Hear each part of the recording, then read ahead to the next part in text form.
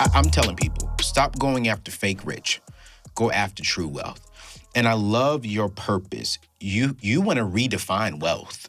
Like you just want to redefine the meaning of true wealth. So you got the wisdom. Teach us right now. I'm a student.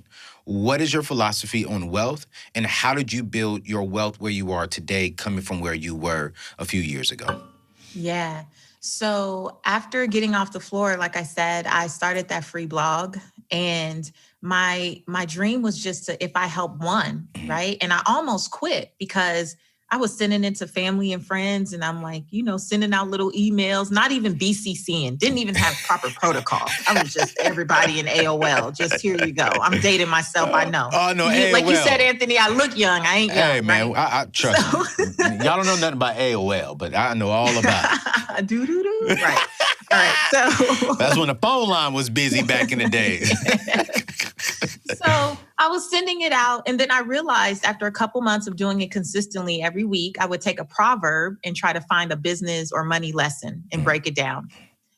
And then I realized, well, my mom isn't reading, because every time I ask her a question, she's like, yeah, I didn't get to see that one. And I'm like, okay. And then my husband, I'm like, did you read what I wrote? What I put out there? And he's like, babe, haven't got around to it. And I said, this is foolish. You need to find a job, because clearly you did not hear from God on this. That's what I thought. Because I felt very moved when I got off that floor. Right. My first grade teacher, Ms. Boynton, said, when you know something, you have a responsibility to help other people learn it. Yes. And I live my life that way, which is why I was always into education anyway, right? Yeah. And I was like, this blog stuff, this doesn't work. I need to make a LinkedIn profile and try to find a job. And still could not find anything for all the education, all the background experience I had. When I tell you, not one thing, not one opportunity out of maybe 30 applications at that time. And then a man sent me a message, an email, and said, hey, I hope you're okay. I've been enjoying your blog and you haven't posted. Oh, and wow. I was like, who is this stranger danger? Where did he come from? How does he know me? I didn't even know how to read the back end and look at analytics. I had comments that were waiting for me to approve. Wow. People started to read. And I said, God, never again will I quit because I'm looking for some certain response. I'm going to give you something to bless every day. Yeah. I did a podcast episode about that. Give God something to bless. It was not about perfection. It wasn't about fame. It wasn't about fortune. It was about wanting other people to know in that season that they were not by themselves. I said, God, I'm just going to keep giving you something to bless. An audience of one is still an audience, and I'm going to show up every day and do what you called me to do. Yeah. So I think the big thing I need people to hear there is that there's not a need for you to be an expert or be perfect. Right? Yeah. Like you just have to be willing to share your testimony and give God something to bless. Ooh. Like the goal is to just do something. It's not about knowing I didn't know that all these things would happen. True. All I knew was take the next best step. Yeah. And so for the last 10 years, it's been a series of next best steps. I wasn't interested. I was committed. Interested people like to gather information, talk about it, mull it over, talk about it some more, Google a little bit more, right? Committed people say, all right, I got about 70, 80%. Let me go on ahead and keep going, because even at that place, you can bless someone. Yeah. And I always tell people this, you don't have to be a perfect 10. Why I'm here is because I said, God, if I'm a 7, there are 1, 2, 3, 4, 5, 6s that need something that I have. Come on. And if I die a 7, I'm going to make sure I serve 1 through 6. Not worried about 8 through 10. That's 100. But we all have something that we can contribute. So that has pretty much been the journey. But there was one day in particular that I was on the Dr. Oz show. Okay.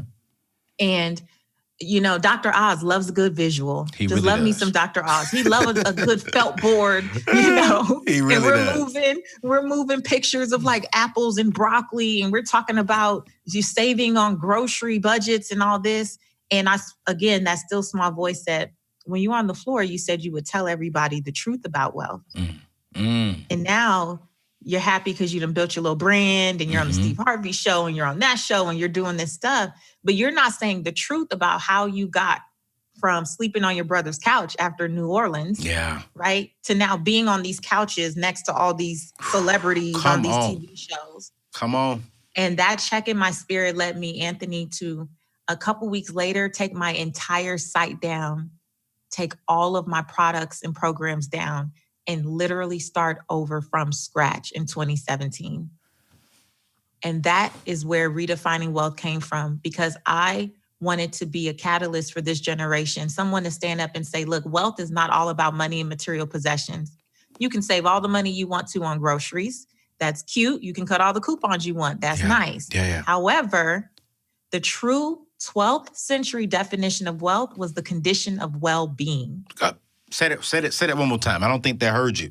The true, the 12th century definition of wealth, before we added cars and trips and all the bling, was the condition of well-being. So how do we know we're well-being in 2020? How do we break that down for us now? Yeah. So I use the 6 pillars of wealth, which is what I teach at Redefining Wealth. And so before you can jump in, I believe, to a lot of hardcore money conversations, this is the reason why you can say the same thing every week and people don't get it. Yeah, that's true.